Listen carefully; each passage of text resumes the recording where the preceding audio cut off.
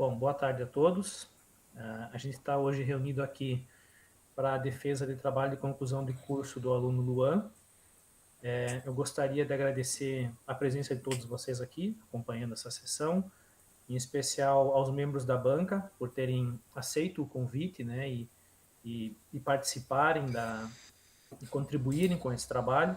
Então, a defesa de trabalho de conclusão do curso ela é dividida em 3 momentos. Temos um primeiro momento em que o Luan apresenta o trabalho dele, em torno de 30 minutos para apresentar. Depois nós temos uma etapa de arguição, em que a banca faz alguns questionamentos e avalia o trabalho do Luan. E no final, então, nós temos um período em que a banca se reúne para fazer uma avaliação final. Então, Luan, boa apresentação, tá? Tem em torno de 30 minutos para apresentar.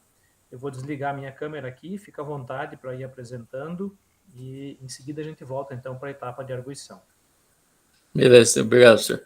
Então, começando, boa tarde a todos. Primeiramente, eu gostaria de agradecer a presença da banca, o professor Dr. Neylor e pela professora doutora Janquiele.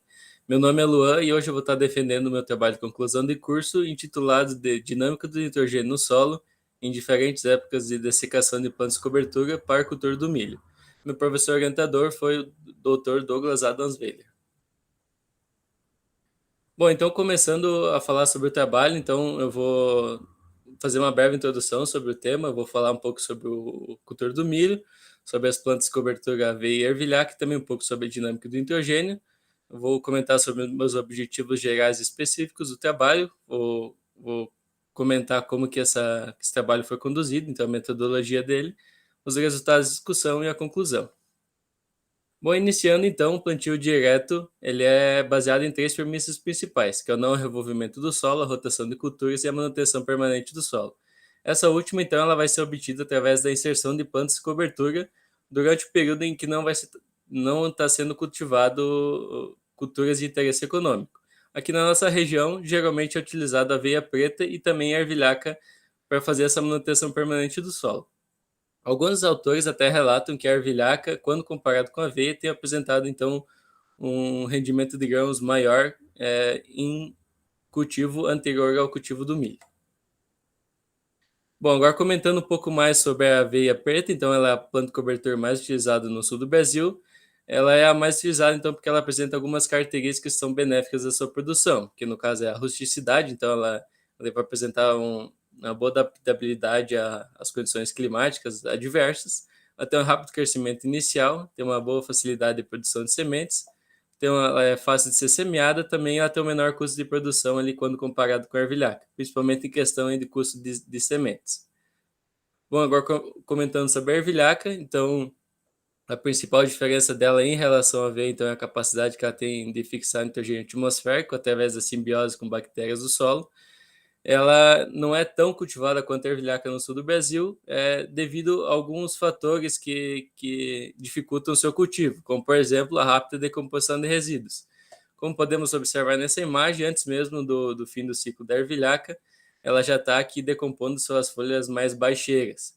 Isso, para a mineralização de nitrogênio, é um fator bom, entretanto, para o posterior cultivo, então, é interessante que essa palhada durasse um pouco mais de tempo em cima do solo.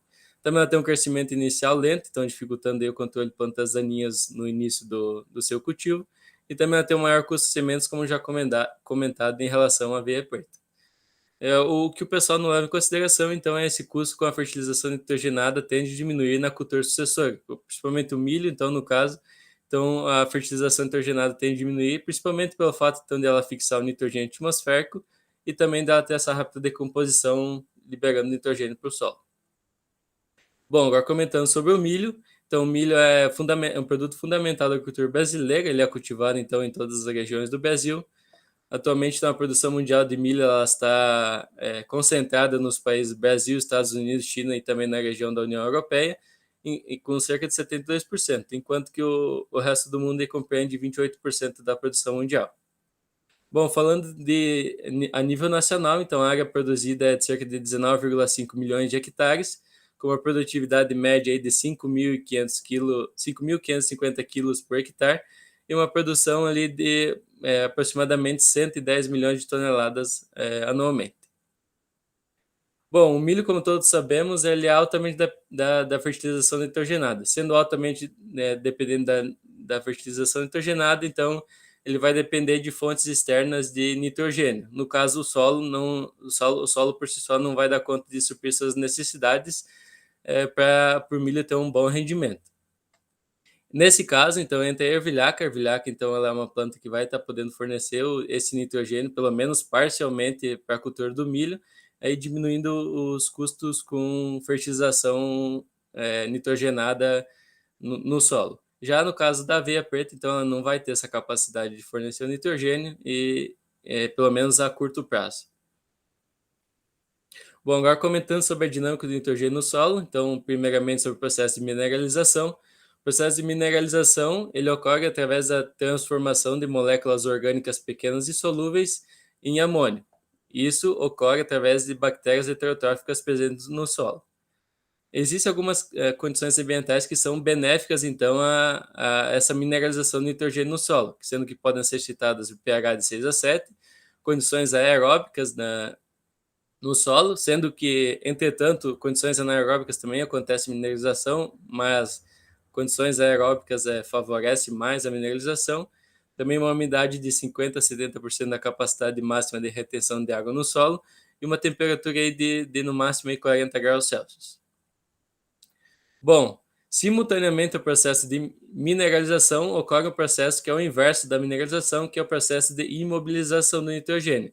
Essa imobilização do nitrogênio, então, é basicamente a transformação do nitrogênio inorgânico presente no solo por um nitrogênio na forma orgânica. Então, ele vai ocorrer pela ação de micro-organismos que vão incorporar esse nitrogênio inorgânico presente no solo, ou seja, eles vão utilizar como substrato para o crescimento microbiano. Bom, após o crescimento microbiano, então, chega um momento em que essa biomassa microbiana ela vai ocorrer a morte dela. Então, com o processo de morte dela, então, vai ocorrer o processo de liberação dos nutrientes que anteriormente estavam imobilizados dentro delas. Então, esse nitrogênio que inicialmente foi imobilizado, ele vai ser remineralizado. Bom, se os dois processos ocorrem simultaneamente, o processo de imobilização e mineralização acontece simultaneamente, quando é que um vai predominar sobre o outro? A resposta para essa pergunta é a relação CN.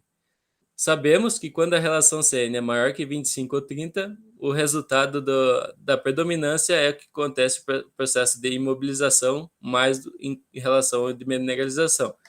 Quando a relação CN é menor que 25/30, a predominância é do processo de mineralização. Aqui, como exemplo da relação CN maior que 25/30, como uma planta de cobertura, a gente pode citar a aveia preta, enquanto que aqui na relação CN menor que 25/30 podemos citar a ervilhaca. Bom, então, dessa forma, o presente estudo teve como objetivo analisar em qual período seria melhor a dessecação das plantas de cobertura, tanto a aveia e a ervilhaca, em relação à semeadura do milho, obtendo assim uma sincronia entre a disponibilização do nitrogênio no solo e a absorção por parte da cultura sucessória.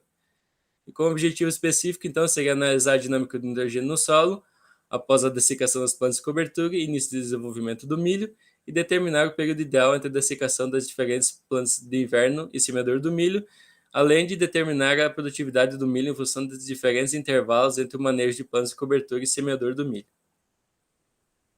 Bom, então agora comentando um pouco mais sobre como que esse projeto foi conduzido. Então, o local do experimento ele estava localizado na área experimental agropecuária da Universidade Federal de Santa Catarina, campus Curitibanos. Essa área ela fica localizada próxima ao prédio de apoio lá da área experimental mesmo. Bom, o delineamento utilizado foi em blocos casalizados, sendo que foram utilizados 9 diferentes tratamentos, que foi a combinação de 3 plantas de cobertura com 3 diferentes épocas de dessecação. As 3 diferentes plantas de cobertura eram aveia preta, posil e ervilhaca, enquanto que as épocas de dessecação ficaram com a dessecação 30 dias antes da semeadura do milho, 15 dias antes da semeadura do milho e 0 dias antes da semeadura do milho. Bom, as parcelas então compreendiam uma área de 2,66 metros por 4,5 metros, totalizando 12 metros quadrados. Bom, a semeadura das plantas de cobertura aconteceu no dia 18 de maio de 2020, sendo uma densidade de 80 kg por hectare para aveia e 60 kg por hectare de ervilhaca. No momento da semeadura, então, das plantas de cobertura, não ocorreu nenhum tipo de adubação mineral. Isso devido ao fato de a gente tentar representar o que acontece geralmente, que o pessoal não aplica nitrogênio no inverno, e também pelo fato de a gente tentar maximizar os efeitos aí da aveia e ervilhaca na disponibilidade do nitrogênio no solo. Bom, já na semeadura do milho, então a semeadura do milho aconteceu no dia 30 de novembro de 2020, a uma densidade de 75 mil plantas por hectare, sendo que o híbrido utilizado foi o FS 450 da Forest Seed. Aí sim, na semeadura do milho foi utilizada uma adubação de 250 kg por hectare, de 9,3312, mais 86 kg de KCl. Isso aí para suprir as demandas da cultura. Bom, agora comentando sobre as coletas de solo. As coletas de solo aconteceram em 3 meses, que foi o mês de outubro, novembro e dezembro. Então, a primeira coleta ela ocorreu no mesmo dia que aconteceu a dessecação 30 dias antes da semeadura do milho, que foi no dia 2 de outubro. Também ocorreram coletas no dia 6, no dia 10, 16, 20, 26 e 30, sendo que no dia 16 ocorreu também a dessecação 15 dias antes da semeadura, enquanto que no dia 30 ocorreu a dessecação no dia da semeadura do milho ou 0 dias antes da semeadura do milho. No mês de novembro, então, foram coletadas as amostras no dia 3, 9, 13, 17, 23 e 27. E no mês de dezembro, as coletas foram realizadas no dia 3, 7 e 21. Bom, o que acontecia em cada uma dessas coletas de solo? Cada dia de coleta de solo? Basicamente, o que acontecia eram coletados 3 subamostras por parcela, então em cada tratamento, cada combinação de planta cobertura com a época de dessecação, eram realizados 3 subamostras por parcela. Essas 3 subamostras eram armazenadas em saco plástico identificado e posteriormente elas eram acondicionadas em caixa térmica até que todas as amostras fossem coletadas. Posteriormente, então, essa etapa de campo, de coleta de solo mesmo, essas amostras eram levadas para o laboratório lá no prédio da área experimental mesmo. Primeiramente, então, acontecia a homogeneização dessas amostras, dessas 3 subamostras, e posteriormente, então, era pesado 10 gramas de solo, desse mesmo solo úmido, em 100 ml de KCl a uma concentração de 2 molar. Posteriormente, então, as amostras eram submetidas a um agitador mecânico para que o nitrato e o amônio se desprendessem do solo e ficasse disponível na solução de KCl. Bom, então aqui a gente já consegue observar aqui a imagem após a submissão ao agitador mecânico. Então as amostras ficavam aqui em repouso para que o solo presente nesse KCl decantasse. Então aqui no caso aqui eles ficavam decantando por aproximadamente 1 hora, e após essa decantação então ocorria uma transferência desse recipiente de vidro para o recipiente de plástico.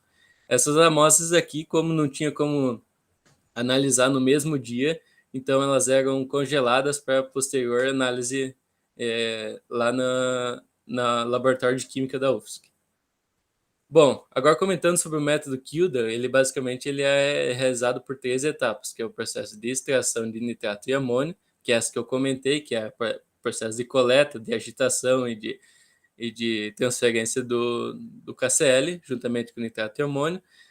A segunda etapa é o processo de destilação e titulação. Esse destilação e titulação, então, eles ocorriam no prédio no laboratório de química da UFSC mesmo.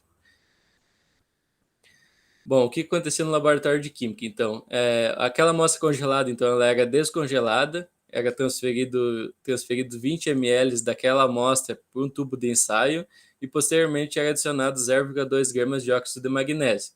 Esse tubo de ensaio, então, ele era encaixado no aparelho Kildan, e aqui o que acontecia? Quando se adicionava o óxido de magnésio, então, elevava o pH desse líquido aqui, e também o destilador submetendo aqui uma alta pressão e temperatura aqui dentro desse tubo de ensaio, fazia com que o amônio se transformasse em amônia e volatilizasse. Essa volatilização ocorria um arraste aqui, e posteriormente a decantação aqui do líquido e que caíam sobre um Erlenmeyer aqui com ácido bórico mais solução indicador.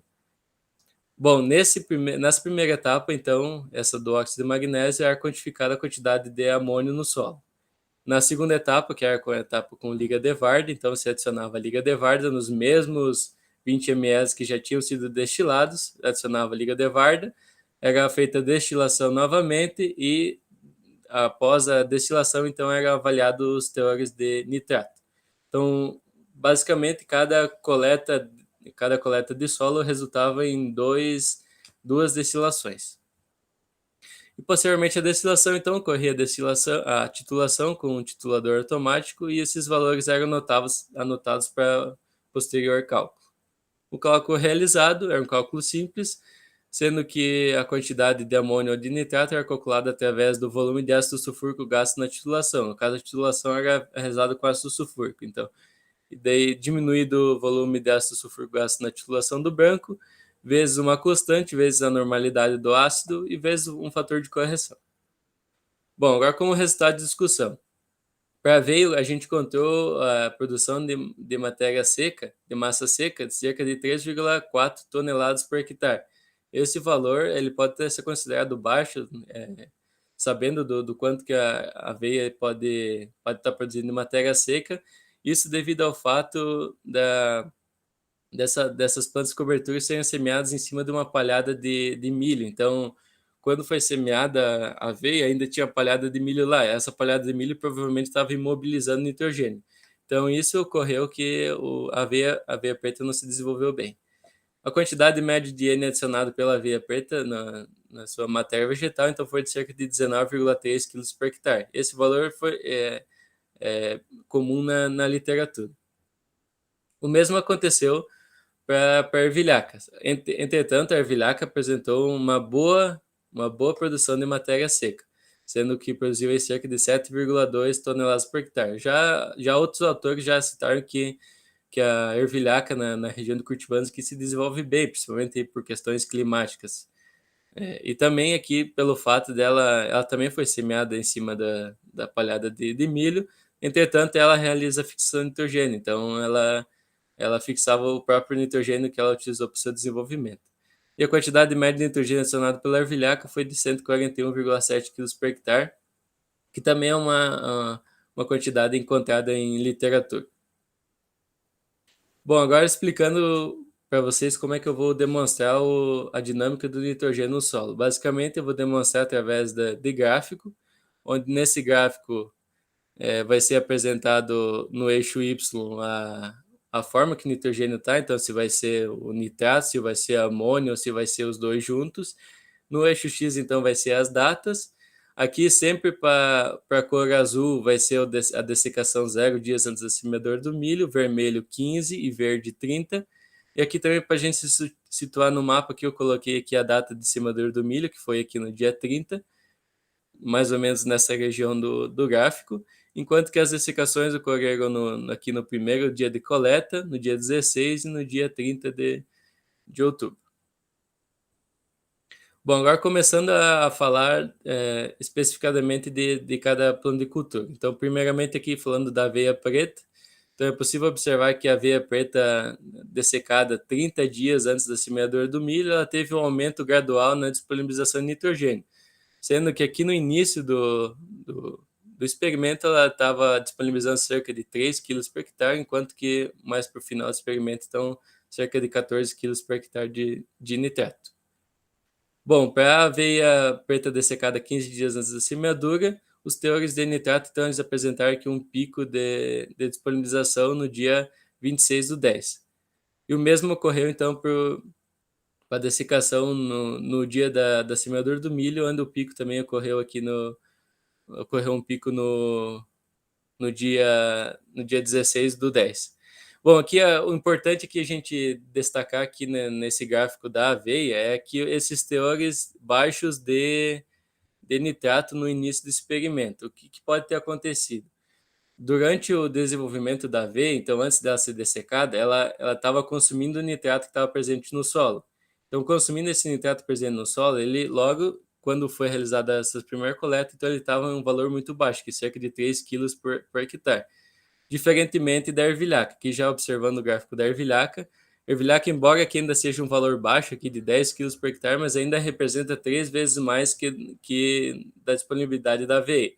Então, esse um pouco mais alto aqui, ele pode ser explicado, então, pelo fato da ervilhaca disponibilizar fixar o nitrogênio atmosférico, além também dela realizar aquela mineralização lá das folhas baixeiras. Então, a decomposição das folhas baixeiras acontece ali até antes da dessecação da mesma.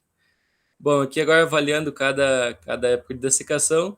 Então, para a ervilhaca dessecada 30 dias antes da semeadura, apresentou um pico de disponibilização no dia 9/11, com cerca de 42 quilos por hectare. O mesmo aconteceu para a ervilhaca dessecada 15 dias antes, com um pico de 40 quilos por hectare. Bom, já para a ervilhaca 0 dias antes da semeadura do milho, então ela apresentou um pico no dia 23/11, com cerca de 25 quilos por hectare, que correspondeu a mais ou menos aqui 20 dias após a sua dessecação. A dessecação ocorreu aqui no dia 30, então aproximadamente 20 dias aqui ela apresentou um pico. Bom, aqui no posil é possível observar que no posil que os teores de nitrato que ficaram bem instáveis ao longo do período da avaliação. Isso principalmente pelos fatores climáticos, então dava uma chuva, mineralizava um pouco de nitrogênio, seca, o nitrogênio ficava disponível no solo, sendo que aqui então para 30 dias aconteceu aqui um pico aqui no dia 9/11, o mesmo aconteceu aqui para o posil dessecado no dia da semeadura, e aqui também para o posil 15 dias antes da semeadura, então ocorreu um pico aqui no dia 26/10 com 32 quilos por hectare. Bom, então concluindo para nitrato, então de maneira geral, para a aveia preta é possível observar que os teores de nitrato no solo ficaram abaixo dos teores quando não utilizado nenhuma planta de cobertura. Então foi aquilo que eu comentei, então a aveia antes dela ser dessecada, então ela estava consumindo o nitrato que estava disponível no solo, e utilizando a ervilhaca com planta de cobertura para posterior cultivo do milho, o ideal seria realizar a dessecação da ervilhaca imediatamente antes da semeadura do milho, pois dessa forma, então, o pico de disponibilização de nitrato pela cobertura estaria sincronizado com o período crítico de absorção de nitrogênio pelo milho. Isso que a gente pode observar nesse gráfico aqui.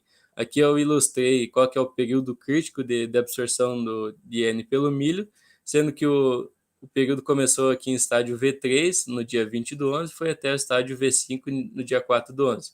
Aqui é possível observar, então, aqui para a ervilhaca dessecada no dia da semeadura, que é o azul, que o pico de disponibilização dela ocorreu dentro do período crítico de absorção de nitrogênio pelo milho. Bom, agora comentando sobre os teores de amônio no solo, para a aveia preta, primeiramente. Então, para a aveia preta dessecada 30 dias antes da semeadura, o pico de disponibilização ocorreu no dia 2/10, com cerca de 25 kg por hectare. Para a aveia preta dessecada 15 dias antes da semeadura, houve um aumento aparente nos teores até dia 9/11, aí atingindo o pico de 26,1. E para a aveia zero dessecada no dia da semeadura do milho, então os teores aí variaram de 1,6 até 49,1, sendo que antes da aplicação do N, então, o valor máximo de disponibilização que ocorreu no dia 9/11, com cerca de 27 kg por hectare. Bom, para a ervilhaca, também aconteceu mais variação, como a gente pode ver aqui quando comparado com a aveia, em questão de amônio, sendo que para 30 dias antes da semeadura do milho, o pico de disponibilização ocorreu no dia 9/11, com cerca de 37 quilos. Para o tratamento 15 dias, a ervilhaca apresentou um aumento significativo até dia 23/11, sendo que esse período aqui corresponde a praticamente um mês aqui após a dessecação da mesma. E para 0 dias, tratamento 0 dias, os teores variaram de 10 até 64 kg por hectare, na variação de amônio, sendo que o pico de disponibilização ocorreu aí no dia 9/11. Bom, então concluindo para os teores de amônio, então comparando com outros experimentos, os teores de amônio no nosso experimento, eles se apresentaram em teores maiores. Por exemplo, o trabalho de Saitiao em 99, ele relatou que na camada de 0 a 7 do solo, os teores de amônio se mantiveram próximos a zero. O que então pode ter ocasionado essa maior disponibilização de amônio no nosso experimento? Existem autores que citam que um solo com maior maior quantidade de matéria orgânica, ele libera maior quantidade de amônio. Então, como a gente sabe, o nosso solo lá na fazenda ele já passa por sistema plantio direto há vários anos. Então, a quantidade de matéria orgânica é relativamente elevada lá. Então, isso poderia ser uma explicação para esse teor elevado de amônio. Bom, agora chegando mais para a parte final dos resultados. Então, falar sobre agora os teores de nitrogênio com amônio e nitrato somado. Então, nitrogênio inorgânico total ali. Então, aqui a gente pode ver o período crítico de absorção de N entre V3 e V5, como eu já comentei. Então, para os tratamentos de AV, então não houve diferenças significativas no período crítico. Então, não teve diferenças entre as épocas de dessecação. Diferentemente do que aconteceu para a ervilhaca. A ervilhaca, sim, apresentou diferença entre os diferentes épocas de dessecação. É o que a gente vai poder ver agora. Por exemplo, para ervilhaca dessecada 30 dias antes da semeadura do milho, a gente pode observar aqui a curva de disponibilização, sendo que o pico ocorre antes do período crítico de absorção de NN pelo milho. O mesmo acontece para a ervilhaca dessecada 15 dias antes da semeadura, onde o pico também ocorreu antes do período crítico.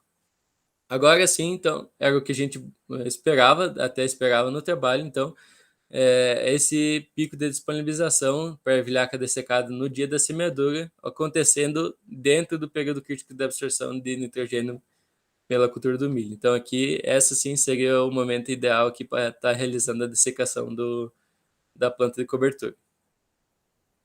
Bom, então aqui também tem trabalhos, por exemplo, Silva et al. 2007, que ele relatou também que quando ele comparou a ervilhaca dessecada no dia da semeadura ou 15 dias antes da semeadura, então a ervilhaca dessecada no dia da semeadura apresentou maior rendimento de grãos na cultura do milho.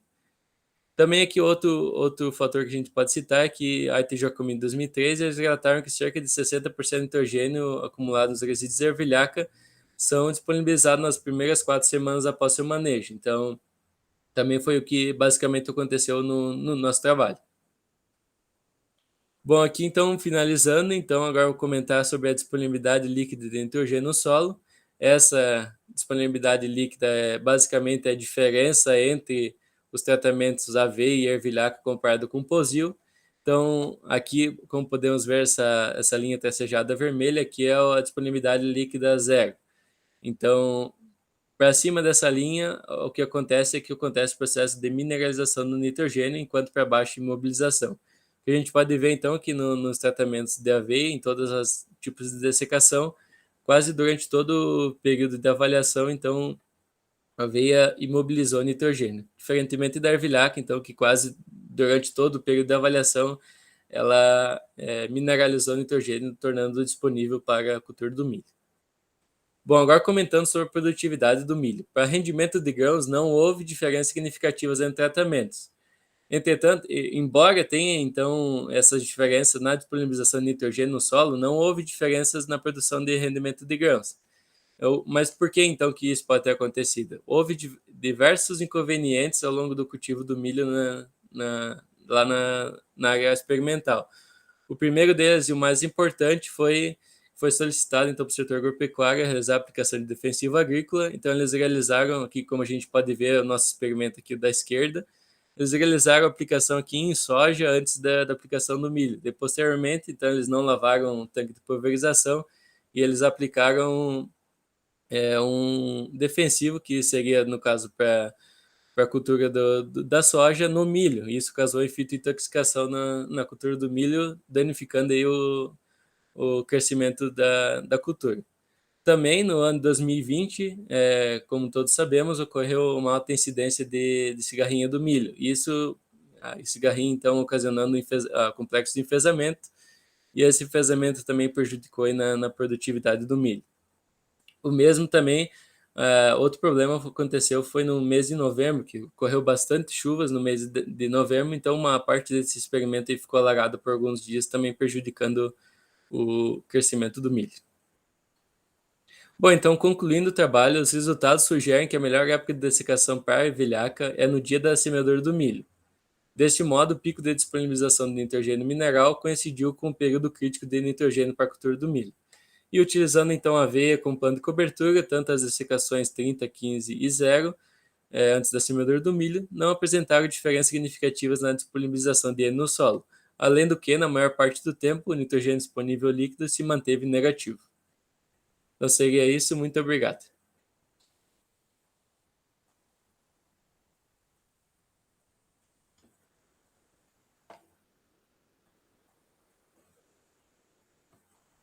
Obrigado, Luan. Nós temos um período agora, então, em que a banca faz as arguições. Então, professor Neylor, doutora Janqueli, não sei, vocês têm alguma preferência por começar? Enfim. Começa a Jank. Pode ser, Janqueli? Pode ser sim. Bom, então agora a gente abre um período para questionamento. Como a gente não tem um horário fixo, né, para que a banca encerre, enfim. Então eu deixo livre para vocês, podem utilizar o tempo que for necessário, tá bem? Tá bem. Então, primeiramente, boa tarde a todos. Eu quero agradecer o Luan e o Douglas pelo convite para participar da banca. Parabenizar o Luan pelo trabalho, então, e também pela apresentação, que foi muito bem. Eu quero deixar aberto também para o Neylor, se algum ponto para abordar aqui ele tiver alguma consideração, pode ficar à vontade, Neylor, para falar. Ok. Luan, o teu trabalho, achei ele bem importante, no sentido que ele traz resultados para a extensão rural. Então, ele tem esse aspecto que é bem, bem importante e também na tua formação como agrônomo. De maneira geral, eu achei que a tua TCC está boa, ela está bem escrita, tem alguns pontos que eu coloquei no material, que eu fiz algumas considerações, né, que eu vou te enviar, então, o material depois, para te dar uma olhada. Que mais? Eu vou me basear um pouco no teu material escrito, que eu fiz alguns apontamentos aqui e vou te fazendo perguntas em cima dele. Então, começando pelo título do teu trabalho, eu achei que tem uma palavra ali, que é a dinâmica de nitrogênio no solo em diferentes épocas de dessecação de plantas de cobertura para a cultura do milho. Eu não sei, ao meu ver, parece que as plantas são específicas para o milho. Daí, não sei, assim, lendo o título me pareceu isso, que eram plantas específicas, sabe? Então, acho que poderia ser um pouco mais geral, assim, talvez na cultura do milho, alguma palavra que não seja tão específica, assim. Sim, entendi. Uhum. Dá uma olhadinha nessa parte do título. O teu resumo, achei que tá bom. Algumas coisinhas para destacar. Quantas plantas de cobertura você avaliou, Lua? Bom, foi 2 plantas de cobertura e daí no caso foi o pousio daí, no caso foi 3 tratamentos de planta de cobertura, no caso foram 2 plantas de cobertura, mas foram 3 porque foi o pousio junto daí, como se fosse nenhuma planta de cobertura. Eu acho que é aí que tu tem que mudar um pouquinho, porque na verdade são 2 plantas de cobertura e o pousio. Então, ou você coloca que é 2 plantas mais o pousio, ou você coloca que, por exemplo, são 3 formas de cobertura do solo, só que mesmo assim seriam 2 formas, né? Uma com planta e uma sem planta. Então, tem que dar uma pensada em como colocar isso na tua metodologia. Uhum. Porque não são, na verdade, não são 3 plantas, né? São 2 e o pousio. Eu acho que faltou também no teu resumo colocar alguma coisa sobre metodologia na avaliação do rendimento da cultura do milho, porque, tipo assim, não aparece nada sobre isso no teu resumo, que você está avaliando o rendimento do milho. Faltou colocar isso aí e também os resultados disso no teu resumo. Então tem que adicionar lá. Tá. Passando para o teu referencial teórico, eu achei que está ok. Alguns pontos eu acho que faltou comentar alguma coisa sobre a área de cultivo do milho aqui em Santa Catarina e qual é a contribuição do Estado na produção do milho. Um pouco mais geral, assim, no Brasil, né? Então, dá um destaque aqui mais local para o cultivo do milho. Você cita também sobre produção de matéria de biomassa de aveia e ervilhata. Você faz uma citação do AICA de 97. Então, achei essa citação meio antiga. E até nessa citação dele, a aveia produz 2,9 toneladas por hectare e a ervilhaca 3,5. Achei os valores bem baixos e até comparados com os seus. Eu acho que pode dar uma atualizada nessa referência aí. Sim, sim. Tá. Lá no tópico da imobilização, você fala o seguinte, que o sistema plantio direto, a imobilização de N é maior do que no preparo convencional. E eu te pergunto, por que é maior no plantio direto do que no convencional? A imobilização é maior no plantio direto do que no convencional, Isso. devido... dependeria, no caso, da planta de cobertura. Por exemplo, se eu utilizasse aveia, né, se tinha plantio direto, no plantio convencional, eu geralmente não utilizo essa planta de cobertura, então estaria mobilizando nitrogênio. Seria isso, será? Vamos pensar na mesma planta de cobertura. O que os sistemas têm de diferença? Diferença é o revolvimento do solo. Isso. E o que isso influencia na imobilização, mineralização do N?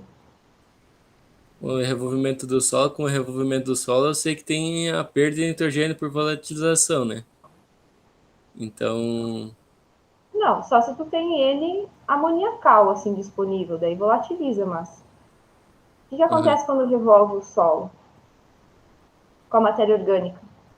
ela fica mais exposta à matéria orgânica. Isso, e daí o que acontece com o N da matéria orgânica? Então esse é imobilizado, então. Quando ele mineraliza, né? Porque os micro-organismos estão ali, mineraliza a matéria orgânica, mas também imobiliza a N, né? Então, no plantio convencional tem essa questão de mineralizar nitrogênio e no direto você não tem esse revolvimento, né? Então, não teria essa mineralização de nitrogênio e teria uma imobilização. Esse Lobos quer comentar alguma coisa? Até complementando, assim, Luan, tem uma questão assim, ó, essas diferenças, elas são observadas geralmente no início do plantio direto. Depois que o plantio direto já atinge um certo grau de maturidade, uma consolidação, essas diferenças já não são mais tão visíveis assim. Então, até quando o pessoal começou a usar o plantio direto, acabou observando uma produtividade menor que no preparo convencional.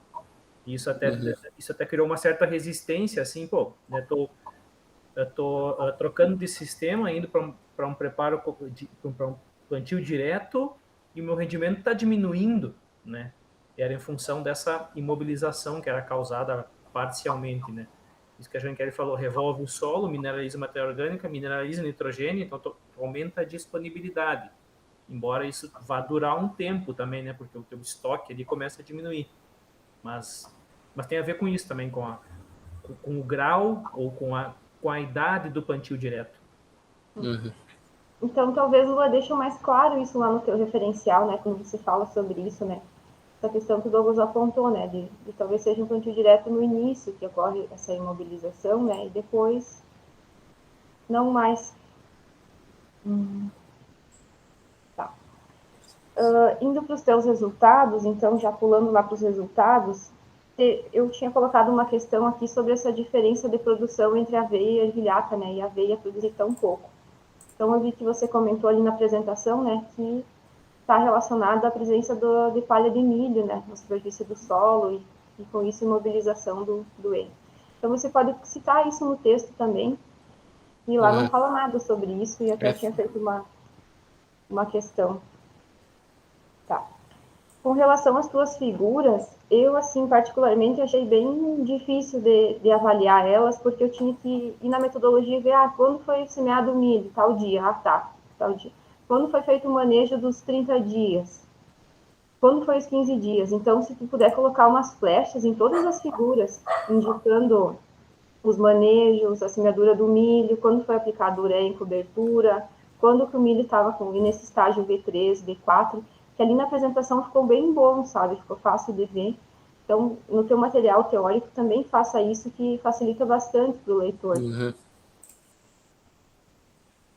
Tá, na figura 4 do nitrato, até se você quiser abrir a apresentação... Tá aberto aqui. Tá. Deixa eu só pegar aqui também para mim poder ver. Nessa parte, na figura da ervilhaca.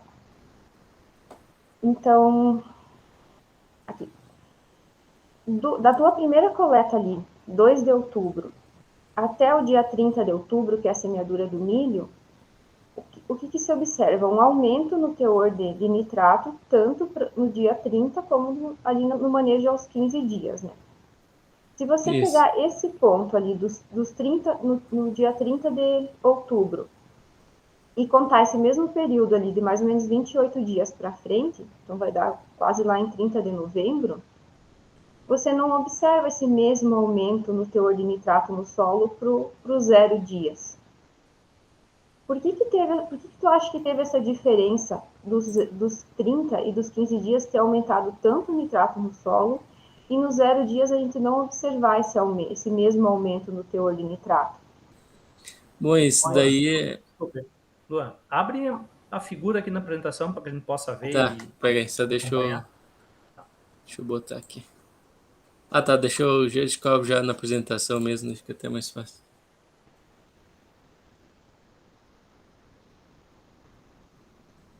Essa, né? Essa é do amônio, é lá.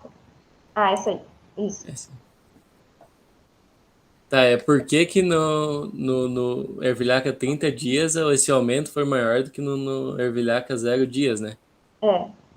Ah, bom, eu não, acho que não tem uma explicação assim direta, assim, mas pode ter sido fatores climáticos, talvez, que possam ter dado essa diferenciação. E também questão, né, que o nitrogênio ele é bem dinâmico no solo, então essas diferenças aqui, como por exemplo, que a gente pega aqui no dia tal, pro dia tal, um período curto que tem uma diminuição de quase 20 quilos por hectare. Então, essa relação, essa dinâmica aí também, as condições climáticas, talvez uma chuvinha, alguma coisa que mineralizou, disponibilizou mais nitrogênio no solo. Tá, isso é. O N é bem dinâmico mesmo no solo e por isso é bem difícil de se trabalhar com ele. Mas assim, focado nessa parte climática, por que você acha que não... O que aconteceu com o clima, com a temperatura, com a precipitação nesse período que possa ter influenciado a não ver esse aumento no teor de nitrato ali dos 0 dias? Bom... Pensa lá na tua figura da chuva, lá das precipitações. No mês de novembro, que foi o mês que teve bastante precipitação. Então, provavelmente a temperatura também diminuiu. Geralmente quando chove, então a temperatura dá uma diminuída. Então, às vezes, pode estar relacionado com isso. Então, às vezes choveu mais, a temperatura estava um pouco mais baixa, então o material não estava ainda em processo pleno de decomposição. Então, ele pode ter disponibilizado um pouco menos de nitrogênio, talvez, de nitrato. Eu acho que assim, Lua, na verdade, esses resultados eles estão bem relacionados à tua chuva. Porque ali, nos primeiros 30 dias, ali em outubro, se tu for ver lá na tua figura de precipitação, não choveu nada, foi uma seca, né? Sim. Então, o que aconteceu nesse período? Só foi acumulando nitrato no solo. Tipo, a Iviraca foi liberando o N no solo e esse N foi acumulando ali. Não tinha milho para absorver, ainda não estava semeado o milho, né? Não choveu, foi acumulando. Aí depois, ali em 30 de outubro, quando tu semeou o milho, começou um período de chuvas. E aí esse N dos 0 dias, que poderia estar acumulando ali nesse período, né? Se não tivesse chovendo, ele vai reduzindo, porque vai chovendo, vai lixiviando o nitrato. Também tem o milho que está crescendo, né? Ele começa a absorver um pouquinho. Então, tem essa questão que é importante tu abordar ali no teu texto. E talvez os teus resultados... Porque quando eu olhei os teus resultados, assim, a primeira coisa que eu vi foi o N dos 0 dias, ele é menor do que dos 15 e 30. Isso. Então, como é que tu chegou nessa conclusão de que o 0 dias é melhor para a planta do que o 15 e 30? O que eu tentei analisar eu tentei meio que deixar de lado os valores quantitativos, tentei analisar mais a curva de disponibilização do N, entende? Então, eu tentei avaliar mais essa curva, então, essa curva que aconteceu nos diferentes tratamentos. Então eu achei bem importante na tua apresentação que você mostrou essa curva e fica bem claro aí com a curva, porque olhando assim na figura, para mim parece que o 0 dias é o pior tratamento em relação aos outros que tem mais N no solo. Então, se tu puder adicionar essa tua figura das curvas, só colocar as curvas, quem sabe, no teu material escrito, vai ajudar bastante a ver isso, né? Que a disponibilidade de N no solo, ela dá bem certinho ali no 0 dias para o milho. E também abordar que você não teve essa questão das chuvas ali no começo, que é bem importante, porque se tivesse chovido bastante nesse primeiro mês, não ia ter acumulado tudo aquilo dele no solo, né? Esse N teria sido perdido e o milho não ia poder utilizar ele depois. Entendi. Eu acho que é um aspecto bem importante, sim. Eu acho que essa questão da chuva explica bastante coisa, né? Até porque as tuas coletas foram de 0 a 10 centímetros. Isso. Então, imagina, um mês de novembro com muita chuva, né? Muito fácil levar esse nitrato para além dos 10 centímetros. Lógico, não quer dizer que ele esteja perdido, né? Assim como não quer dizer que aquele nitrato lá no início, por exemplo, lá 19 de outubro, ali no começo, né, no tratamento 30 dias antes, que ele tenha sido liberado e tenha sido perdido, né? Ele, ou melhor, que esse nitrato esteja lá no solo e que ele não vai ser aproveitado por milho que vem lá em começa lá em final de novembro a ter mais absorção, né? Então, não quer dizer que ele esteja perdido, mas os teores eram mais altos em um momento em que não precisaria. Né? Mas acho que essa questão da chuva é bem importante mesmo, já que novembro foi tão chuvoso, né? A gente observa, por exemplo, ali na tua coleta final de outubro, tem uma queda bem grande, né? De quase Isso. 40 quilos para 20, né? Onde foi parar esses 20 quilos de nitrato? Milho não estava absorvendo, né? Para algum lugar esse nitrato foi. Então é interessante. E outra coisa que ele acabou não comentando, eu acho, na apresentação, mas que é importante nessa questão, não sei se a banca vai abordar isso ainda, na questão da produtividade, é que foi fornecido nitrogênio, né? Em cobertura, de acordo com o que o manual preconiza. Então teve embora as plantas de cobertura tenham apresentado essa dinâmica do N, em um momento lá foi aplicado uma adubação de cobertura. Então foi fornecido o N. Esse talvez pode ser um dos motivos que explica essa ausência de diferença também entre os tratamentos. Sim. Tá bem, isso aí mesmo. No teu material escrito também, o outro comenta que depois da chuva aumentou o teor de N mineral no solo. Então eu te pergunto por que pode aumentar o teor de N mineral do solo depois de uma chuva? O que acontece? A chuva está adicionando N no solo? Não, eu acho que está mais ligado ao fato das condições favoráveis à mineralização de nitrogênio. Então, uma das condições lá é a umidade do solo, de 50% a 70% da. Então, consequentemente, com a chuva, então, o solo estava muito seco lá naquela época, e, consequentemente, com a chuva, então, ativou essa atividade microbiana aí no solo novamente. Eu penso assim. Não, é isso mesmo. E também quando está muito seco e depois tem a chuva, né? Algum agregado ali ele pode se romper e liberar a matéria orgânica, né? E com isso mineralização e liberação de N no solo. E também tem a questão da chuva lavar o N do resíduo. O N solúvel que está ali junto com o resíduo, né? A chuva lava ele para o solo. Então tem isso aí também. Na tua opinião, Luan, assim, olhando os dados de ervilhaca, é uma maravilha, né? Ela adiciona um monte de N no solo, perto da aveia. No teu caso, ela produz bem mais matéria seca que a aveia. E por que o produtor ele não usa ervilhaca? Já que ela tem todas essas características que são muito boas. Bom, o principal ponto que eu entendo é o custo de semente. A ervilhaca vai ser, às vezes, 3 vezes mais caro que a semente de aveia. Além do que, também, até um fato que aconteceu no nosso experimento, então, que eu não citei aqui, mas foi a dificuldade de semear o milho sobre a palhada, sobre a matéria de ervilhaca, entende? Então, estava semeando, então, embuchava a semeadora lá da ervilhaca toda vez que passava por cima, enquanto que na aveia acontecia mais, fluía mais a Mais semeadura. tranquilo, né? Isso. Eu A hora que tu estava apresentando, que eu vi as fotos de novo, eu fiquei pensando como será que é a semeadura em cima dessa massa da ervilhaca, né? Isso. E principalmente ainda quando ela tinha sido dessecada um dia antes. Então ali naquela dessecação ali ocorreu bastante problema, porque ela estava bem alta ainda, não tinha nem sido passado rolo-faca, nada por cima, só mesmo a dessecação. Uhum. Então, isso aí também atrapalhou bastante, sim. Atrapalha bastante. Sim, mas eu acho assim, ó, nós temos que nos preocupar com a questão do nitrogênio e aí o pessoal das máquinas ali que se vire para resolver esse problema. Entendeu? Tem que É, dar um jeito. é O que, na pessoal resolve verdade, isso para nós. aquela semeadora ali, ela é uma semeadora para arroz, né? Ela não é uma semeadora específica para plantio direto. Então, ela não vai muito bem quando tem um volume elevado de palhada. Quando você pega uma semeadora específica para o plantio direto, provavelmente ela não vai ter muita dificuldade de cortar essa palha, né? Então, a dificuldade também se deu por conta disso, né? A Uhum. semeadora não é própria para isso. Deixa eu até ver aqui, eu acho que eu tenho uma foto aqui da semeadora aqui, né?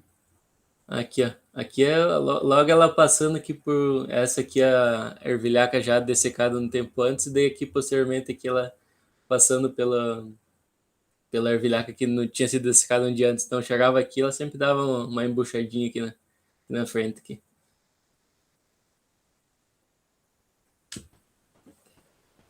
Daí complica, né, o uso.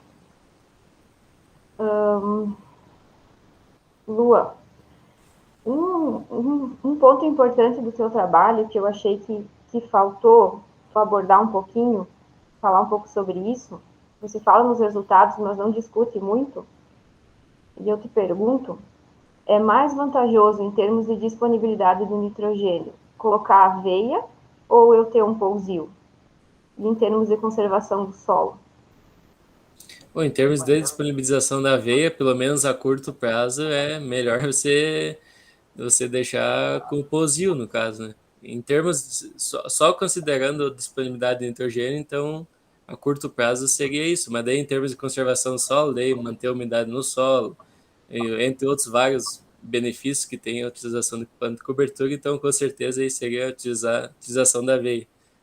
Né? Então, acho importante colocar isso no seu trabalho, que a aveia imobiliza ele, mas ela traz muitas outras pontos positivos, né, que o pousio não traz e que o pousio ainda é utilizado, né, mas é importante discutir um pouco em cima disso, né, no teu trabalho. Bem isso que você falou. E tem a questão da remineralização, né? Embora o N seja imobilizado, ele não foi perdido. Ele está ali. Talvez ele não se esteja disponível naquele momento, mas mais à frente ele vai ser disponibilizado.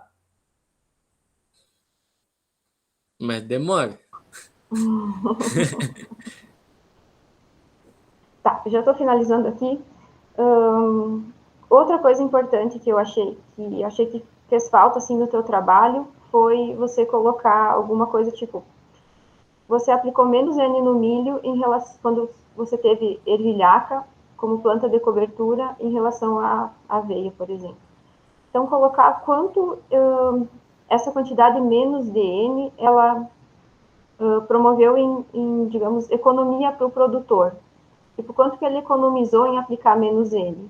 E se ele aplicou menos N, talvez esse valor do N já pagaria a semente, ou talvez até pagaria a semente e sobraria ainda Uhum. dinheiro, né? Então, é importante colocar isso no teu trabalho, que às vezes o produtor deixa de comprar ervilhaca, né, por causa do custo da semente, mas ele também vai deixar de aplicar N depois, né? Uhum. Tá, última pergunta, então.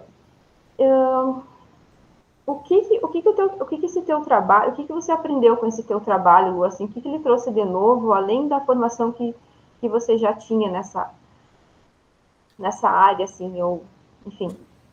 Bom, o que eu aprendi eu sinceramente eu não tinha noção assim de época de dessecação, assim. Por mim, dessecava 15 dias antes lá para ficar bom para semeadura e era isso. Então, agora eu consigo entender que no caso da aveia ela vai imobilizar o nitrogênio, depois vai remineralizar, e no caso da ervilhaca ali, então ela vai estar mineralizando o nitrogênio, então vai estar disponibilizando nitrogênio no solo. Eu acho que seria isso, assim, que eu aprendi, assim, mais, né? E também tudo o trabalho que deu lá, deu para aprender bastante coisa também. Deu bastante serviço. E o nitrogênio não é fácil, né, de trabalhar. Eu já trabalhei bastante também e é bem difícil, às vezes, dar um resultado maluco, né, porque ele é bem, tá relacionado a vários ciclos, né, e é fácil também de sair, de ser perdido, enfim. E também a dificuldade de repetição, né, porque não existe repetição. Por exemplo, eu coletei no dia 8 lá, deu um resultado que teoricamente não era para dar, mas daí como é que eu vou voltar no dia? Não tem, né? Não tem. Não tem como. Tá bem, então, Luan. Obrigada mais uma vez e parabéns pelo trabalho. Obrigado, eu que agradeço. Obrigado, Janquele. Pronto, passamos para o professor Neylor. Fique à vontade aí, professor Neylor, para arguir o Agora que são elas, né? Agrônomo. Luan, obrigado pelo convite. Fiquei muito feliz de ver meu nome ali nos agradecimentos. Você começou um trabalho lá comigo, terminou o trabalho e depois você foi trabalhar com o professor Douglas, né? Então, eu fico muito feliz de ter lembrado disso, tá?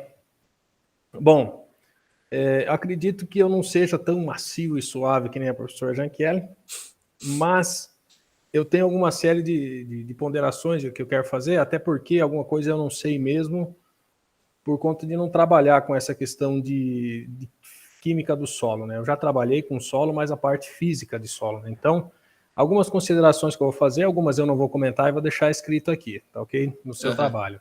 Tem aqui, por exemplo, as palavras-chave que elas já estão no título, então a gente evita isso, etc, tá? Algumas perguntas que eu tenho, cadê, onde é que está aqui? Quando você fala aqui no seu referencial teórico, no último parágrafo da primeira página, você diz: dessa forma, a semeadura do milho é realizada sobre resíduos culturais de plantas de cobertura de inverno, como aveia preta e ervilhaca. Na verdade, assim, são umas, né? Mas, por exemplo, tem o azevém ainda que pode ser uma planta, e tem outras plantas de cobertura que pode ser usada, né? Você aqui só se limitou às que você trabalhou, é isso, né? Sim. Tá. Aonde que o professor falou no final da primeira página da introdução? Do referencial teórico. Tá. Tem uma série de coisas que tá, entendi. Escrito aí e eu vou deixar e não vou comentar. Por exemplo, você aqui ainda na mesma página, né, no antepenúltimo parágrafo, na última linha, pois ocasiona resultados expressivos e sustentáveis ao longo do prazo, né? Resultados expressivos em que sentido? Então, talvez fosse esclarecer que fica vago, né? Okay? Sim, No penúltimo parágrafo diz o seguinte: o plantio atualmente é representado por aproximadamente 33 milhões de hectares, o plantio direto. Aqui, essa área é só de plantio direto de milho ou plantio direto de soja, milho, outras culturas como um todo? É tudo junto, na verdade, mas não ficou claro isso, né? Tá, é que talvez quando a gente está escrevendo a gente tenha essa convicção, mas eu lendo aqui no momento é de milho então, né? Tá. Isso. Não, essa é todos. É plantio direto de todos. Né? De todos, tá bom. Isso. Entendi. Então, a área de cultivo de plantio direto, tá bom. Aqui, quando você fala ó, no último parágrafo dessa página, da página 13, entretanto, os produtores optam, na maioria das vezes, por realizar a semeadura nos meses de agosto e setembro. Você está falando de Rio Grande do Sul e Santa Catarina, né? Isso. Se eu fizer a semeadura no mês de agosto, eu estou diminuindo o risco de que a floração, a antese, né, no caso, ocorra junto com um déficit hídrico nos meses de dezembro e janeiro, né? Mas você teria outro problema, por exemplo, você tem uma planta de milho já estabelecida em agosto, qual que é a possibilidade, dependendo da região que você está, de outro risco climático? Você pode ter risco de geada, né? Sim. Dependendo da região que você está, tá bom? É só para você tomar cuidado com essas coisas. Eu sei que você pegou de outro autor, mas que você tem que ter em mente também esse tipo de afirmação, tá? Aqui, quando você fala lá na página 15, primeiro, segundo, terceiro parágrafo, na verdade, você pegou de um autor, né? Em relação à produção de biomassa para campos novos, a ervilhaca apresenta, em média, 3,5 toneladas por hectare, enquanto a aveia preta apresenta uma média de 2,9 toneladas por hectare. Isso é padrão, a ervilhaca apresentar biomassa, um volume de biomassa maior, né? No seu trabalho aconteceu isso também, né? Sim, sim. Tá. É que eu questionei aqui, eu andei analisando aqui. Quando você transforma isso em nitrogênio, muda completamente, né? De aporte de nitrogênio para o solo, né? E aí você coloca depois a AITA 97, que a gente falou já falou dessa citação, diz o seguinte na sequência: a ervilhaca, como possui capacidade de fixar nitrogênio, pode, com alto rendimento, aqui é alto rendimento de matéria seca. Isso. Matéria seca, tá. É isso que eu tinha questionado aqui. Dinâmica do nitrogênio no solo, mineralização. Lá no finalzinho do último parágrafo, você fala que Moreira, do primeiro parágrafo, perdão, Moreira e Siqueira, em 2006, destacam as condições ambientais.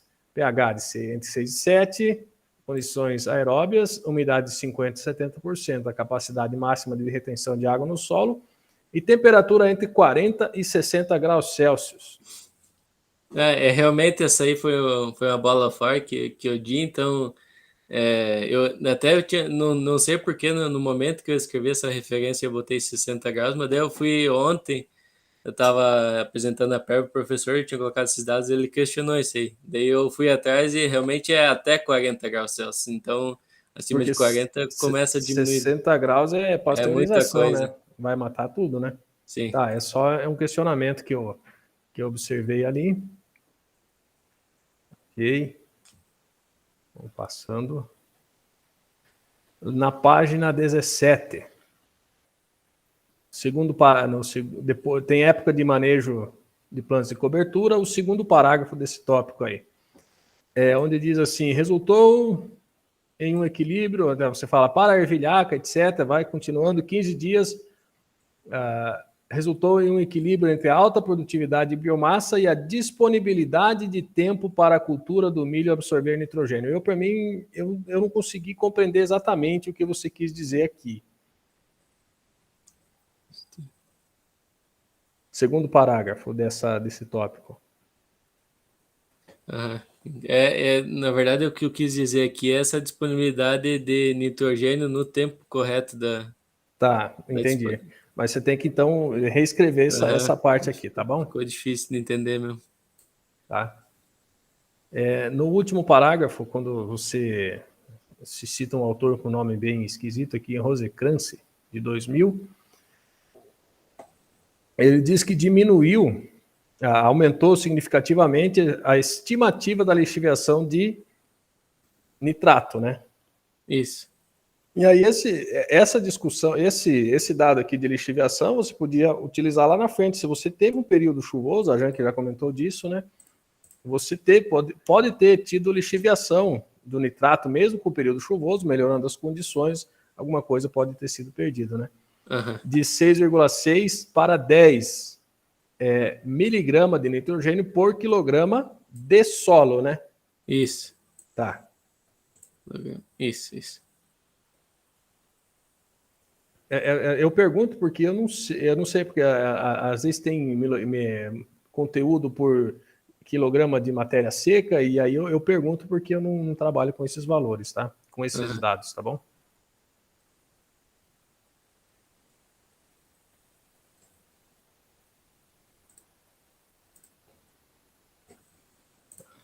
Tá ok.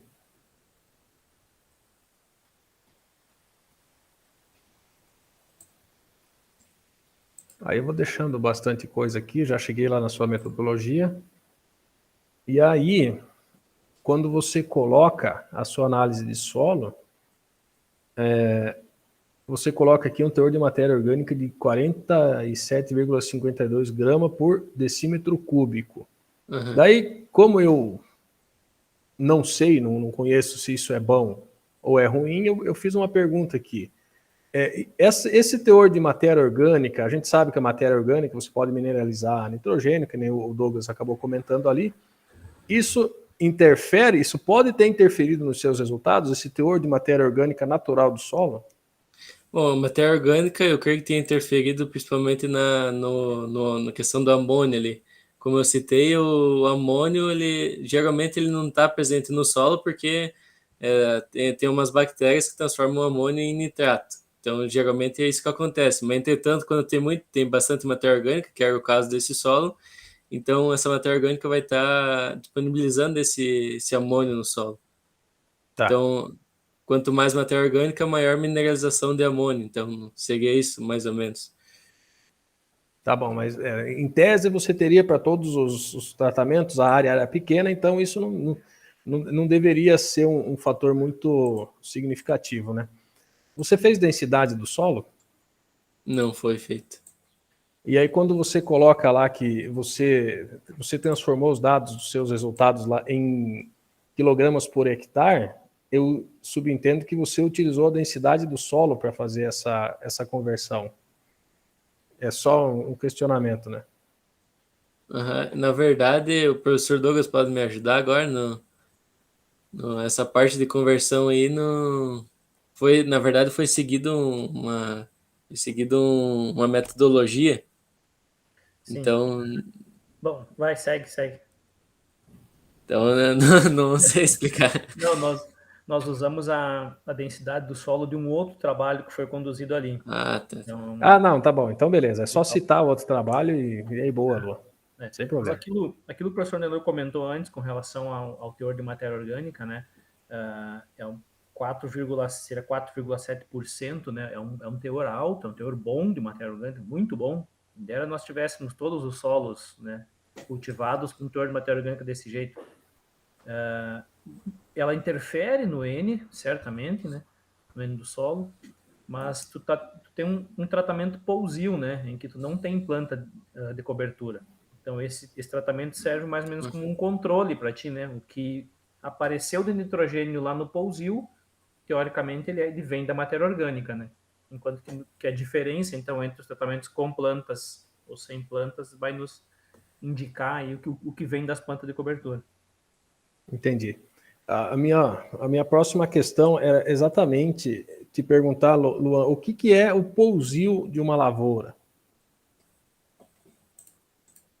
Pousio deixar, no caso, o que a gente fez ali não foi deixar em pousio, porque daí as plantas daninhas iam se desenvolver. No caso, a gente foi controlando esse pousio, então, no caso.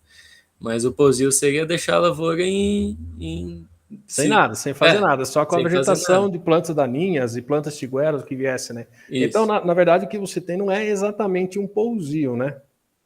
Eu não sei se seria um controle, talvez. tratamento de controle ou até uma testemunha, alguma coisa assim. Mas não é exatamente o pousio, né? Porque quando você fala de pousio, vai que nesse pousio você tenha alguma outra planta com uma baixa relação de carbono-nitrogênio, como por exemplo o nabo forrageiro, nabiça, e aí também você pode ter um efeito de aporte dessas plantas, né? Então, é só uma observação que eu queria fazer aqui, tá? Tranquilo? Sim.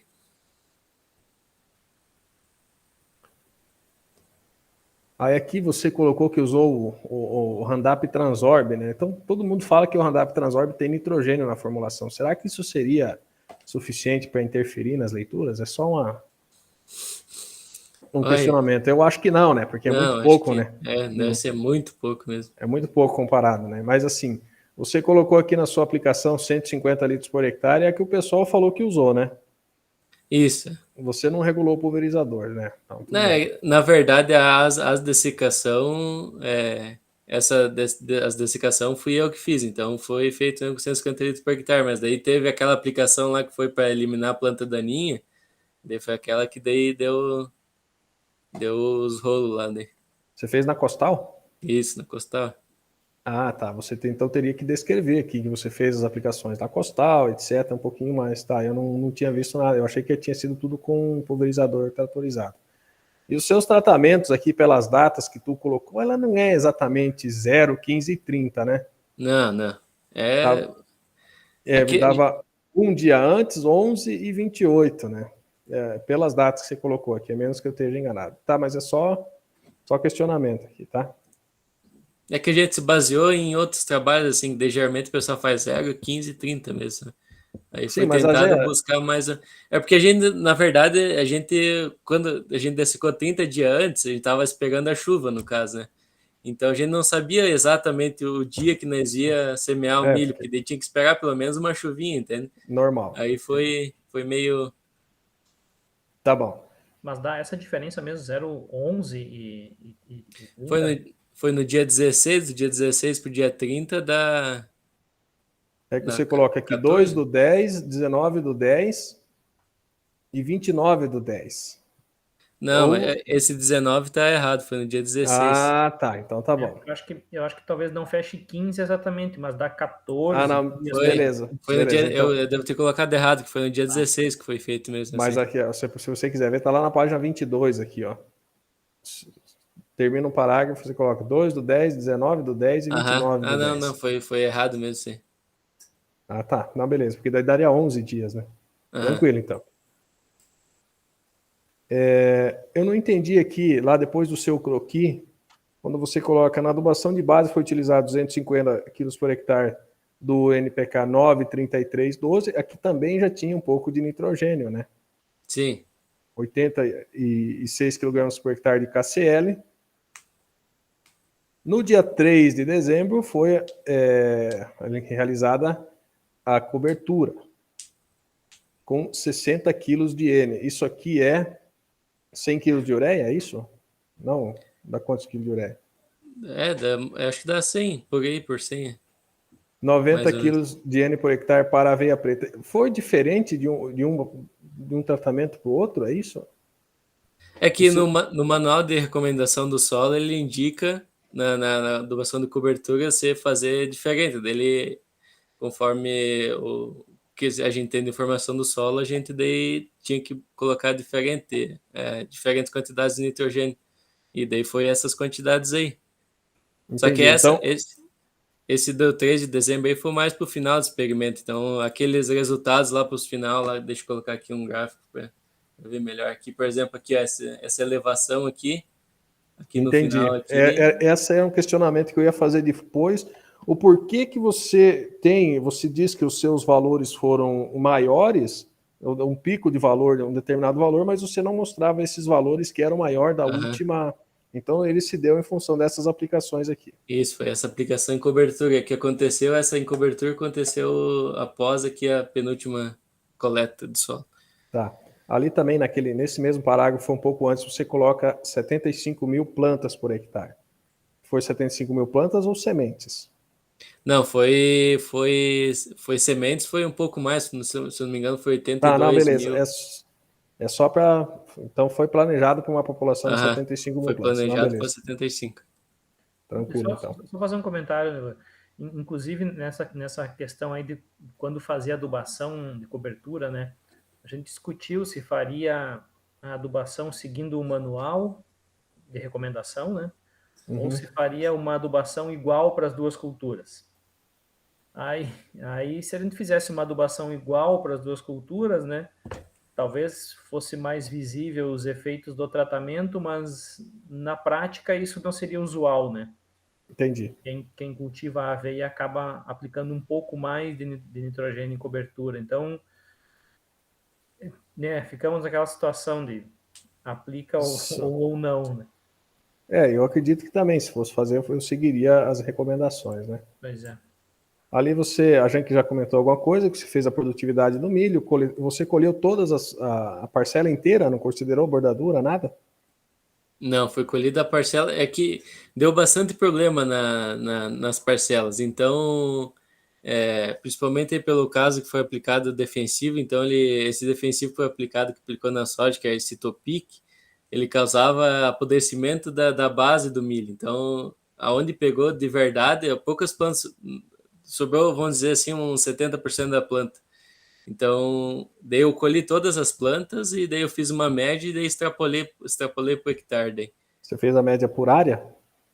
E, não eu fiz por planta. E daí eu estimei quantas plantas teriam no... Então você fez uma mandracaria ali nos seus resultados de produtividade. Você mas considerou que você considerou que no final você teria 75 mil plantas colhidas. É isso, né? Isso, foi isso aí mas foi a única maneira que a gente encontrou de conseguir colher algum resultado, porque ia ter parcela que ia ter 10 plantas numa parcela, então a produtividade ia dar, sei lá, 10.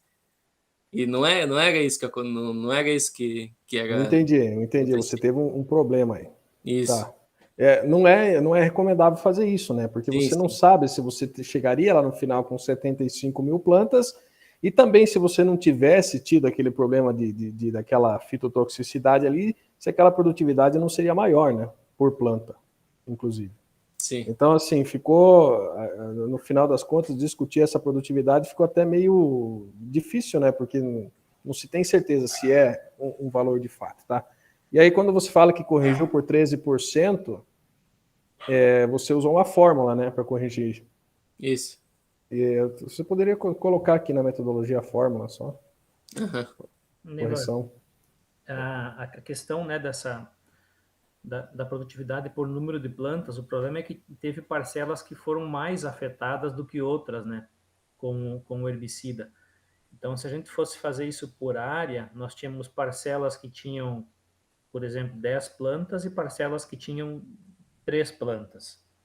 E aí ficava difícil comparar tratamento, né, se eles se foram tão prejudicados em função do herbicida. Na verdade, esse trabalho do Luan aí levou pau de tudo que é lado, né, lá no campo, porque, assim, começou com esse herbicida aí, o pessoal acabou direcionando a água que vinha de cima da área para entrar dentro do experimento, então, assim, foi bem complicado, sabe? Isso aí até não comentei, mas o pessoal tinha o terraço lá, daí inundou a parte de cima, que a parte de cima lá é a soja, né? Daí tinha inundado um pouco lá, o que eles fizeram? Eles abriram o terraço e a água escorreu tudo pro meu experimento.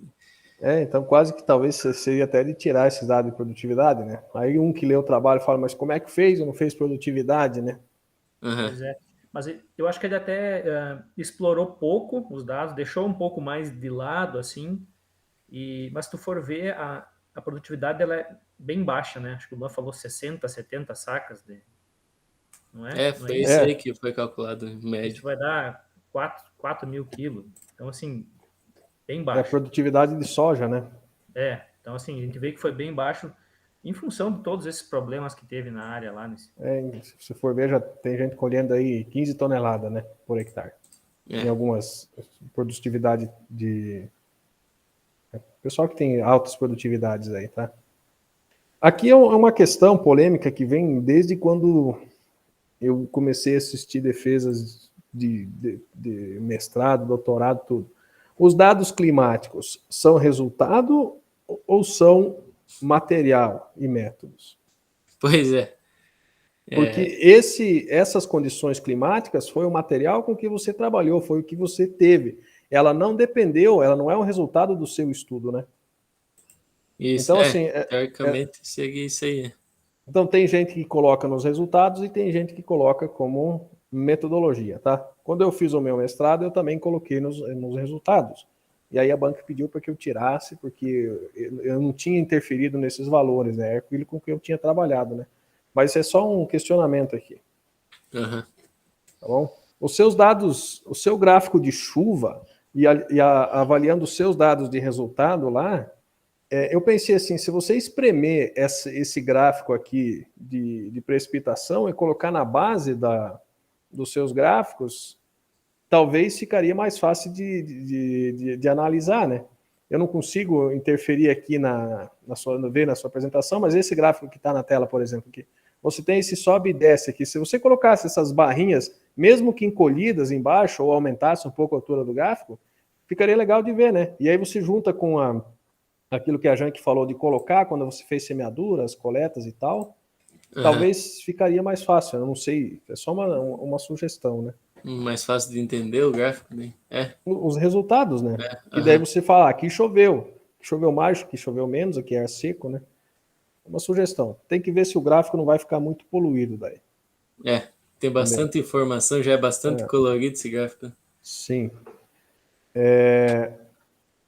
Aqui, eu assim, quando eu fui ler o seu trabalho, né, eu me baseei naquele seu histórico como aluno, né, e eu esperava um trabalho o melhor trabalho do mundo, né? Mas eu acho que você terminou com prazo limitado, né? Pela sua apresentação, eu acredito que você, depois que montou a apresentação, ou depois que você mandou para a gente o trabalho para ler, você deve ter mudado bastante coisa no trabalho. Né? Porque você fez ele meio às pressas e parece que não deu tempo de terminar ele muito bem. Né? Então tem algumas frases que dá a impressão que você fez, você apagou uma frase e apagou uma palavra a mais, mas enfim, é só um... Sim, realmente foi meio, deixei meio pro final ali, daí no final mesmo eu tomei um apurão ali para conseguir normal, terminar. Isso tá normal, não tem nada de anormal nisso, tá? Lá na sua página 28, teor de nitrato e de amônia e de nitrato no solo, tá? Pelos seus dados aqui, a Janke já questionou, seria melhor manter esse pousio do que plantar aveia, né? Só que isso não é verdade, né? Isso que nem o Douglas acabou comentando, a longo prazo, você vai remineralizar esse nitrogênio e você tem um efeito vantajoso, sem contar a questão de, como ali é uma área inclinada, né? A aveia, ela tem é uma cultura densa, né? Para a questão de conservação do solo, ela é fundamental, né? No centro-oeste, tem solos que metade da CTC ela é em função da matéria orgânica, então não existe essa afirmação, né? Lógico, o pessoal lá usa braquiária, usa milheto, usa outras plantas de cobertura, mas para você ter ideia, né? Então, esses dados que você teve pode ter sido em função dos vários problemas que você teve no campo. E aí eu te pergunto, no laboratório correu tudo bem? Essa metodologia ela é uma metodologia bem simples de fazer, assim, sabe? Mas o problema dessa metodologia, na minha opinião, é a titulação. Quando chegar na titulação, era o titulador automático, né? Você ia lá virando lá girando o titulador e ia caindo as gotinhas. Esse processo de viragem ali, então ele não era tão simples assim, você precisava caiu uma gota, ele virava verde para vermelho, não era assim, sabe? Eu tentava manter um padrão, com certeza, tentei manter um padrão, mas daí tem essa variância ali na titulação, que daí ela é extrapolada para quando daí faz a quantidade de nitrogênio mesmo. Ah, beleza. Então, no laboratório foi só você que fez as amostras, a titulação. Isso, foi. Sempre tinha alguém me ajudando, no caso, mas o processo de titulação ali, que é o processo que vai determinar mesmo a quantidade de nitrogênio, foi sempre eu que fiz. Ah, beleza, porque a percepção de um para o outro muda e pode mudar o resultado, né? Sim, sim. Aqui você coloca, depois do item 4.3 aqui, o segundo parágrafo. Como descrito na figura 4A, aveia preta 0 dias após a semeadura, parece não apresentar indícios. Então, você parece não apresentar indícios. Apresenta ou não apresenta, né? Então, a estatística te ajuda a você ter uma certeza disso, né? Se foi ou não foi. Parece não apresentar indícios, eu achei que ficou meio especulativo. Esse não fica legal num artigo científico esses termos, tá? Não vou dizer que seja o cara dos artigos científicos, né? Mas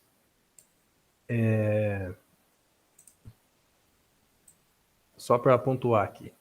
Nas suas figuras, Luan, eu achei uma figura muito grande.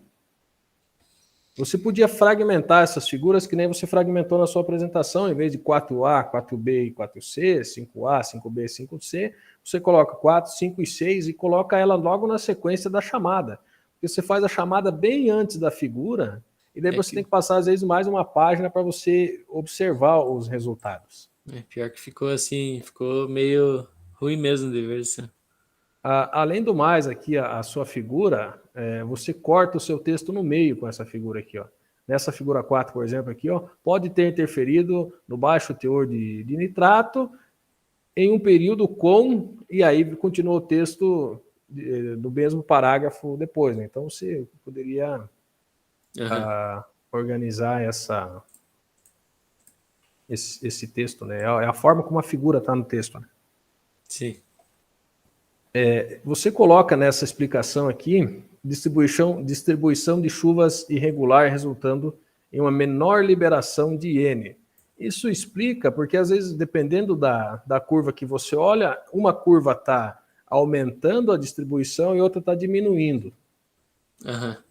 Não, é uma pergunta que eu faço, né? Talvez aquele questionamento que a Janke fez antes lá, como você fez a dessecação em épocas diferentes, poderia ser esse o motivo, né? Uma está liberando, outra já liberou, então por isso que uma está aumentando e outra diminuindo, né? Aham. É um questionamento que eu fiz. E uma sugestão minha, ao invés de você apresentar na figura A, por exemplo, que você coloca aveia 0 dias, aveia 15 dias e aveia 30 dias, você colocar aveia 0 dias, ervilhaca 0 dias e pousio 0 dias. Por que eu digo isso? Porque você tem amostras coletadas em datas diferentes, né? Sim, sim. E aí você tem aqui uma quantidade de amostragem diferente entre essas colunas. Se você fizer tudo por 0 dias dos 3 tratamentos, você teria talvez um comportamento mais semelhante. É só uma sugestão, tenta fazer aí, ver se fica melhor ou não, né? Sim, sim, entendi. É que, de verdade mesmo, ficou, por exemplo, teve dia de coleta que foi coletado só, por exemplo, só no tratamento 30 dias antes da dessecação. Já teve dias que foi coletado 12, teve dias que foi coletado as 3 épocas.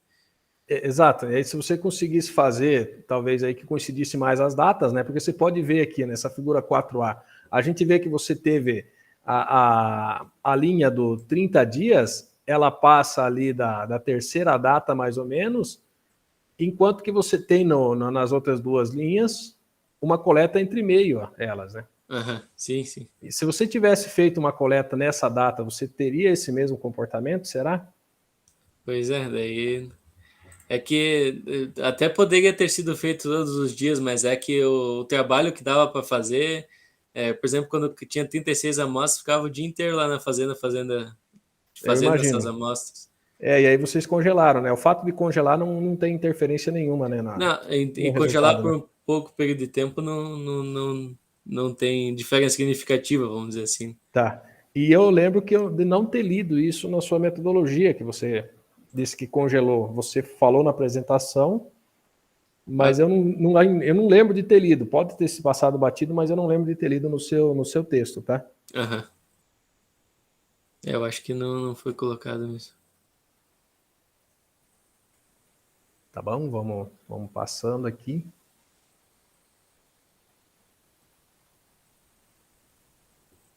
Quando você fala lá em teor de...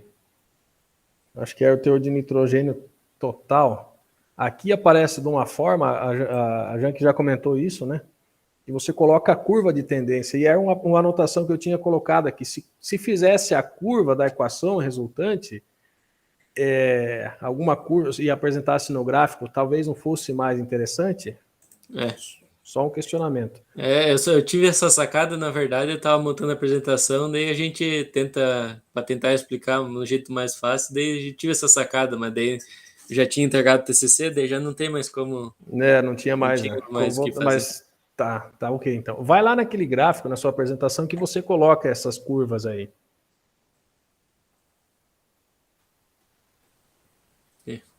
A outra. Observe aqui, você comentou aqui na sua apresentação que o pico da dessecação com ervilhaca a 0 dias, ele ocorreu, o pico de liberação de nitrogênio no solo, ele ocorreu no período de maior absorção, né? Dentro do pico. Então você recomendaria isso. Mas se você olhar o teor total que ele está disponibilizando, é menor do que os outros valores, mesmo não sendo o pico, né? Então, seria isso, né? Então, do meu ponto de vista, não é o pico de absorção, mas mesmo assim eu teria mais nitrogênio disponível nessa época. Então, olhando só esse gráfico aqui, eu não trataria dessa forma, né? Sim, sim. Foi aquilo que eu tentei falar, então, eu tentei explicar, porque teve, por exemplo, as variações climáticas aqui que influenciaram um pouco, daí eu tentei olhar mais para a curva, em vez de tentar olhar para os valores quantitativamente, assim, no caso. Não é nenhum demérito, né? É só o primeiro trabalho que você está apresentando. Até terminar o doutorado, você vai ficar profissional. Tá beleza? Vai lá na sua página 36. Aqui. Você escreveu aqui, ó, logo na primeira linha, ó, aveia preta, 15 dias após a semeadura, né? Disponibilizou valores negativos. Aí eu fiz uma pergunta: o que é disponibilizar valor negativo? É só para você tentar dar uma reescrever. Ela apresentou valores negativos, ou no caso dos dados, né? Ela mobilizou. Sim, sim. Entendi. Ok? Aí aqui dá os gráficos do rendimento de milho, então você já comentou o que aconteceu. A outra questão que eu tinha feito era isso. Na sua conclusão, tanto é que você não colocou nenhuma conclusão quanto à produtividade, né? Então eu até sugeriria que, se fosse tirar a parte de produtividade, eu acho que não ia fazer muita diferença pelo objetivo do trabalho, né? Na última conclusão, a última linha diz: além do que, na maior parte do tempo, o nitrogênio disponível líquido no solo se manteve negativo. Fica difícil, do meu ponto de vista, que não trabalho com isso, fica difícil de entender. Talvez eu não entendi a ideia central, daí você teria que reescrever aqui o que você quis dizer. Não corrigir as suas referências, não tenho esse hábito. Nas suas tabelas, eu senti falta dos valores absolutos. Você colocou aqui o azão, azinho, bezão, e não colocou os valores, né? Então, às vezes, eu não sei, eu senti falta de olhar essas tabelas e ver Os os valores, né? valores. Isso. Da minha parte era isso, Luan. Espero ter contribuído com o trabalho aí. Tudo é sugestão, nenhuma delas é com o objetivo de menosprezar ou de destruir, desfazer o trabalho, tá ok? Eu vou te encaminhar, então, essas minhas considerações, aí aquilo que você achar pertinente, você pode utilizar, tá ok? Obrigado mais uma vez pelo convite e parabéns por se botar nesse tipo de trabalho aí, que não é fácil. Isso aí, valeu, professor. Eu que agradeço aí a correção. Valeu mesmo. Beleza, Neylor. Obrigado pelas considerações. Não tentando defender o Luan, né, mas, mas já defendendo, mas enfim, acho que na verdade também o trabalho final, né, depende muito do aluno, né, é o TCC dele, mas também tem uma parte que cabe ao orientador, né, então às vezes se o orientador não ajuda, aí também não tem como ficar, como fechar o trabalho, né? A gente trocou algumas vezes algumas versões do trabalho, né? Mas quase tudo que está aí foi o Luan que fez, então, né? Não tirando meu corpo fora, mas o que está aí foi ele que trabalhou, né? Então, enfim. Bom, agradeço ao professor Nelor, professor Jankelli. Então, agora a gente tem um momento, Luan, em que a banca se reúne para deliberar sobre o teu trabalho, tá? Então, eu vou convidar o professor Neylor Agenkelli para entrar em uma outra sala. Eu vou abrir aqui uma chamada nova e aí a gente conversa ali na outra sala para não de forma mais reservada.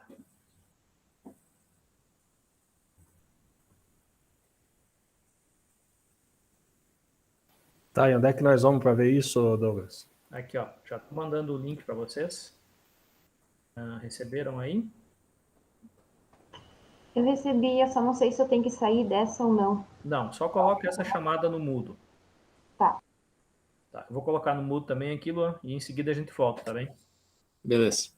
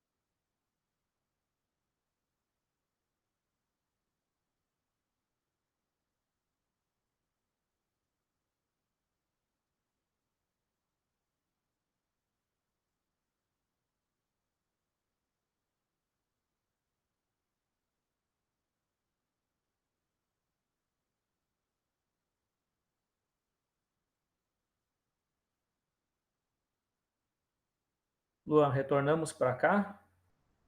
Todo mundo por aí? Bom, Luan, então a banca deliberou, tá? Sobre a tua nota final.